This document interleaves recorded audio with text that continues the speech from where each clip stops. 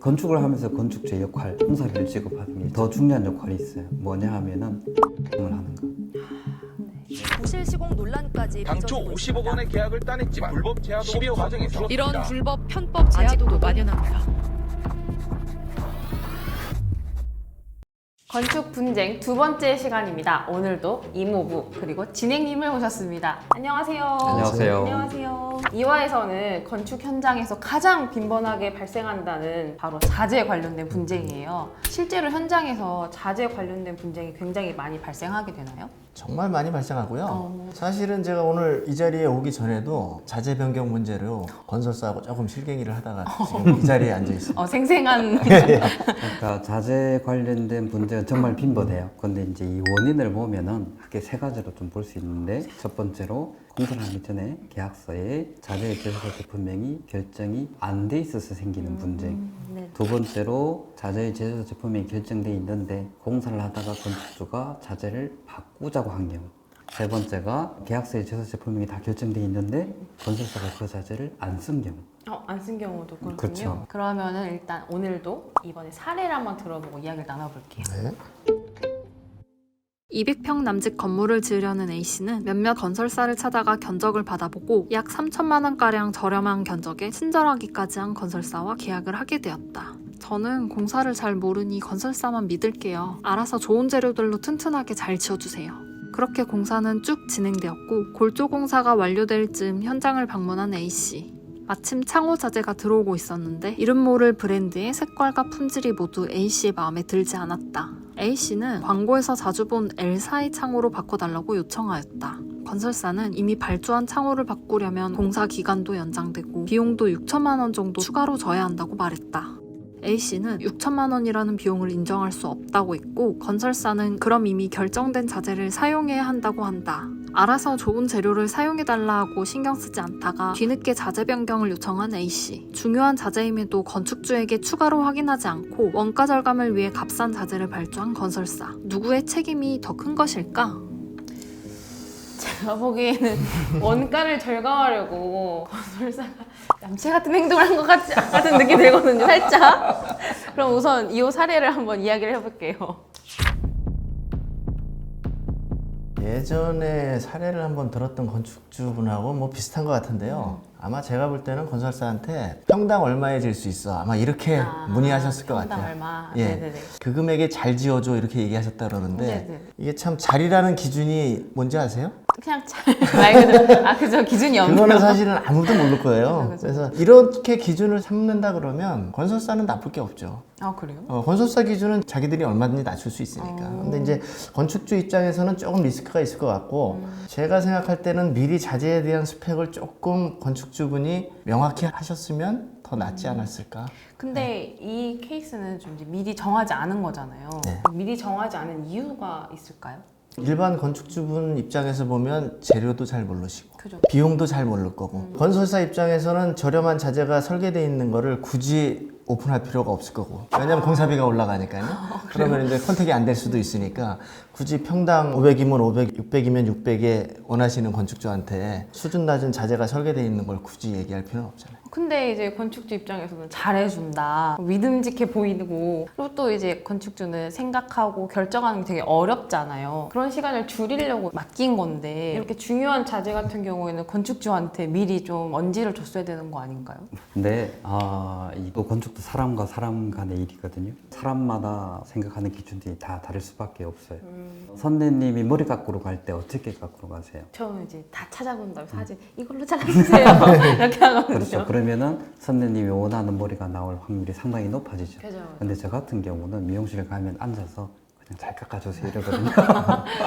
사실 제가 이제 어떻게 깎아주세요라고 하는 거에 대한 귀찮음도 있고, 알아서 잘 깎아주겠지 하는 생각도 있는 거고요. 근데 이제 건축은 그렇게 하면 안 된다는 거예요. 이 머리카락은 계속 자라잖아요. 그죠. 그러면 한 달이고 두 달이고 다시 하실 수 있잖아요. 그죠.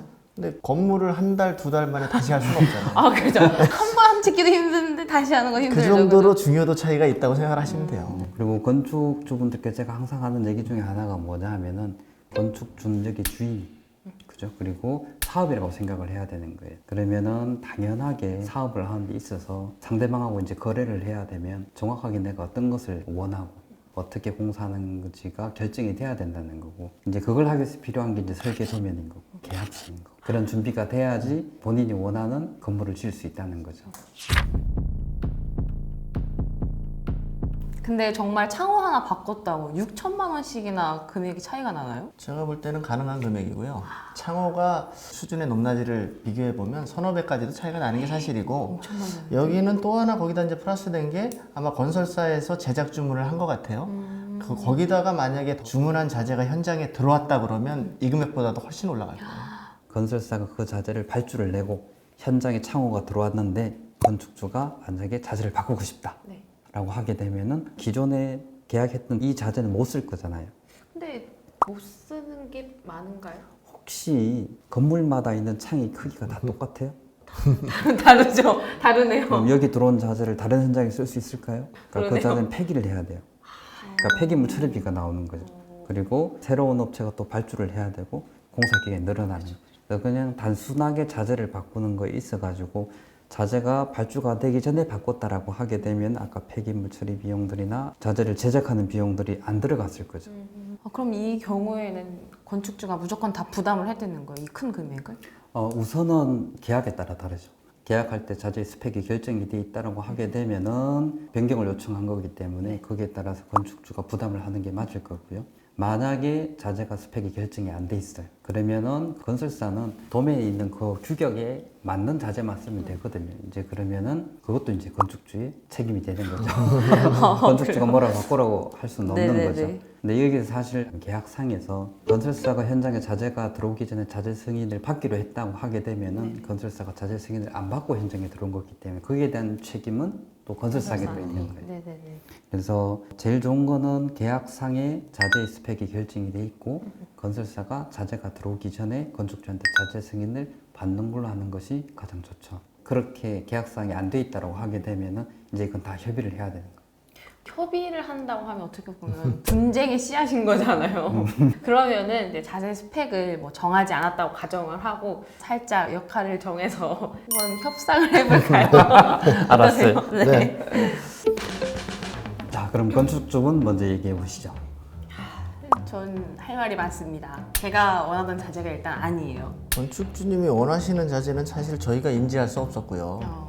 건축주님은 잘 져달라고 그랬지 자재를 넣지는 않으셨잖아요. 그래서 저희는 사실은 들어와 있는 자재의 단가를 기입을 했고 건축주님이 그걸 다 검토하신 후에 계약서 날인을 하신 거기 때문에 근데 이제 계약할 때 잘 짓고 튼튼하게 짓고 이 금액에 지어준다고 해서 오케이를 한 거잖아요. 근데 이 자재는 제가 보기에는 튼튼하지 않고 알 수 없는 자재 이 같거든요. 자재 엄청 튼튼해요.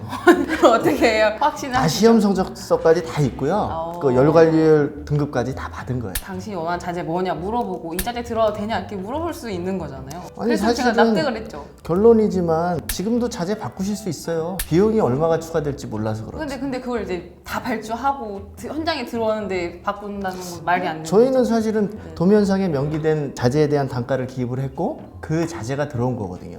넌 또 감리 확인도 받았어요. 아니 그렇게 할 말이 없긴 한데 아니 그래도 일단 자재를 저한테 물어보고 하면은 오케이 하고 인정을 했을 거 아니에요. 근데 이거는 애초에 물어보지도 않으셨잖아요.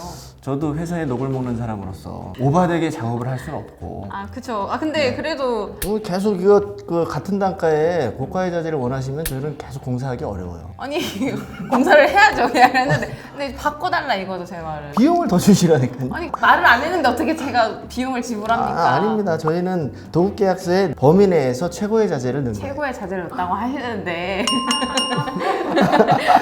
어렵다. 그러면 이제 제가 조정을 한번 해볼게요. 받아들여줄지 모르겠네요. 네. 우선 건축주는 이 자재를 바꾸고 싶으시죠. 네네. 이제 이 자재를 바꿀 건지 말 건지를 결정하는 데 있어서 가장 중요한 게 이제 금액이잖아요. 그죠. 그래서 금액이 얼마인지를 이제 확인하는 게 먼저이고, 우선은 건설사 쪽에서는 이 창호에 대해서 이미 내역서가 있으시죠. 네, 건설축주하고 계약한 내역서, 그리고 창호업체하고 계약한 계약서도 있으시고요. 네, 있습니다. 예, 그러면은 지금 현장에 들어온 자재의 창호업체 계약서를 저한테 우선 좀 주시고요. 네. 새로 발주하는 창호, 그러니까 건축주가 원하신 창호에 대해서 건설사 쪽에서는 견적서를 좀 제출을 좀 해주십시오. 그래서 알겠습니다. 건축주가 그걸 선택할 수 있게끔. 네, 네. 우선 이 시간이 늦어지게 되면 공사 기간이 늦어지기 때문에 5일 이내에 결정이 끝나는 걸로 하고요. 건설사 쪽에서는 3일 내에 서류를 제출해 주시고 건축주는 2일 내에 결정을 해 주시고 그래서 5일 동안의 공사 기간이 늦어지는 거는 없는 걸로 할게요. 그 대신에 5일이 지나게 됐을 때 건축주가 선택이 네. 못해서 늦어진 거에 대해서는 공사 기간 연장을 하도록 하겠습니다. 자재가 변경이 됐을 때 네, 네. 그 자재 주문하면 제작 기간이 있잖아요. 요 기간이 늘어나는 거에 대해서는 어떻게 하죠? 그거는 당연히 자재 발주를 새로 하셔야 되니까 그 기간만큼 공사 기간 연장을 하도록 하겠습니다. 알겠습니다. 자, 사실 이런 거는 건축적인 도움이 별로 안 돼요. 이 상황이요? 그렇죠. 왜냐하면 이미 공사가 진행된 상태에서 이런 문제가 생겼기 때문에 건축 쪽에 그렇게 도움이 되질 않아요. 만약 예를 들어서 아까 이제 내역서가 있다고 했잖아요. 내역서 넘는 경우는 아주 파국으로 치달을 수밖에 없거든요. 저는 지금 이것도 파국이라고 생각했는데.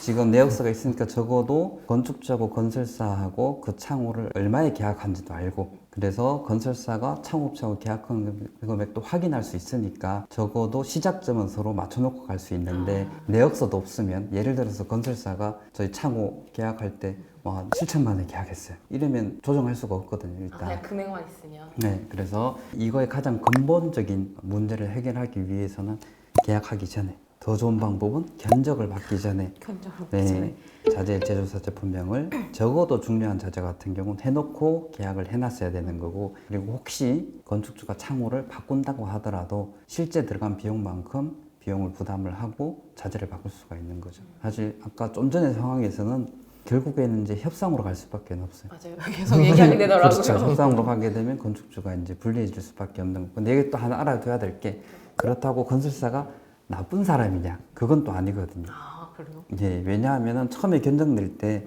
건축주가 원하는 공사비가 있었잖아요. 건설사는 그 금액 안에 공사를 하기 위해서 자재를 결정을 한 거란 말이죠. 건축주가 몰랐을 뿐인 거고. 저희가 사기친 건 아니에요. 이런 문제가 생겼을 때마다 건설사가 나쁜 업체다 이렇게 생각하시면 안 돼요. 그러면 해결이 안 돼요. 저 사람이 도둑놈이다라고 생각하게 되면 어떻게 해결을 해요? 그쵸, 그쵸. 동등하게 생각하고 알겠습니다. 그럼 미리 정해야 되는 자재들 같은 게 있는 건가요? 뭐 미리 꼭 정해야 된다 이런 게보다는 대부분의 자재는 미리 정하시는 게 좋아요. 아예 뭐 계약의 스펙이 완전히 명기돼 있다 그러면 최고 좋고 특히 수입을 해야 되는 자재라든지 제작 기간이 오래 걸리는 자재들 같은 거 이런 것들은 건축주가 자재 발주나 이런 거를 좀 못하게 하면 그 건설사에서는 엄청 좋아할 거예요. 왜죠? 원인 제공자가 건축주가 되니까. 약간 핑계거리가 되는 거네요. 그렇죠. 네, 여기서 이제 하나 알아둬야 될 게 대부분 건축주분들이 중요하게 생각하는 자재들은 눈에 보이는 자재들. 맞아요. 외장재예요. 아니 인테리어. 그렇죠. 창, 외장재 아니면은 벽지, 싱크대, 장판 맞아요, 이런 맞아요. 것들에 이제 눈에 가게 되는데 사실 건물의 퀄리티를 좌우를 하는 거는 그것보다 조금 더 구조적인 것, 눈에 안 보이는 것들이 더 건물의 퀄리티를 많이 좌우를 해요. 철근, 방수, 그 다음에 단열 이제 그런 자재들이 더 중요하죠. 건축을 하면서 건축주의 역할, 공사비를 지급하는 게 첫 번째 역할인데 더 중요한 역할이 있어요. 뭐냐 하면은 결정을 하는 거. 근데 이 결정을 하는 타이밍이 정말 더 중요해요. 이 결정하는 것을 시공사한테 견적 받기 전에 할 거냐, 계약할 때 할 거냐, 공사할 때 할 거냐, 자재가 들어오고 나서 할 거냐에 따라서 분쟁의 크기가 달라지는 거예요. 만약에 맨 앞에 했으면은 뒤에 이제 분쟁이 아예 생기지가 않겠죠. 아예. 예, 하지만 계약하고 나서 하게 되면 그때부터는 가격 가지고 협상을 해야 되는 거고 공사가 들어가고 나서부터는 추가 공사비가 또 들어오는 거예요. 그래서 결정이 늦어지면 늦어질수록 건축주가 부담해야 될 금액들이 더 많아지는. 결정 한번 잘못 밀었다가 돈이 엄청 그래서 건축은 타이밍. 타임이다. 건축은 타임이다.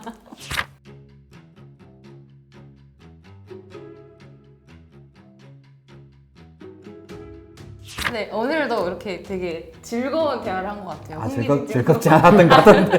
건설사는 괜찮았습니다. 정말 감사드립니다. 감사합니다. 감사합니다. 수고했어요. 고맙습니다.